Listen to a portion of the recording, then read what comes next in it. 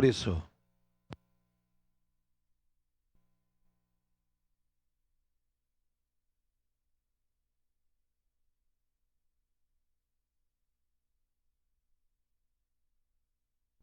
Aumento de impostos.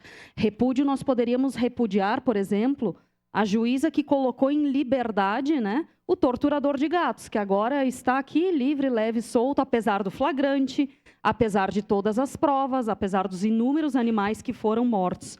Mas tudo bem, vamos fazer uma discussão séria, né, que é para isso que a gente está eleito. Aliás, alguns conseguem fazer essa discussão séria, sem demagogias, outros nem tanto.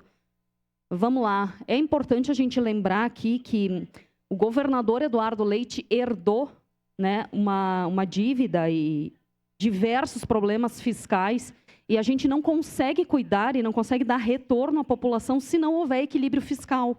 Por isso, acho que a fala do Zanquim ela é muito importante. Acho que os governadores estão reféns de uma mudança da carga tributária que fez com que as regras do jogo fossem diferentes, né?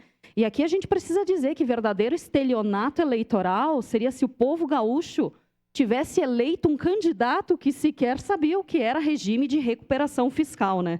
Aí sim a gente ia entrar num verdadeiro estelionato eleitoral, mas os gaúchos são inteligentes, porque veem diariamente as mudanças que este governo vem fazendo.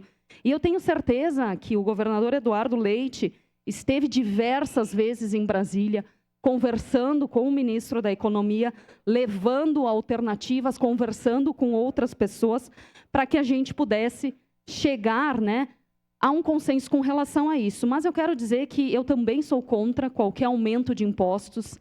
Acho que no Brasil, sim, a gente tem uma carga tributária alta, e é preciso dizer que eu tenho certeza que o governador é inteligentíssimo, junto com a sua equipe, vai trabalhar em sugestões, em alternativas, para que isso não pese no bolso do contribuinte. Mas, de imediato, dizer que eu me sinto muito feliz com o que o governo vem fazendo e tenho certeza que ele pensa, de fato, na responsabilidade de ser um governante. Obrigada. Obrigado, vereador.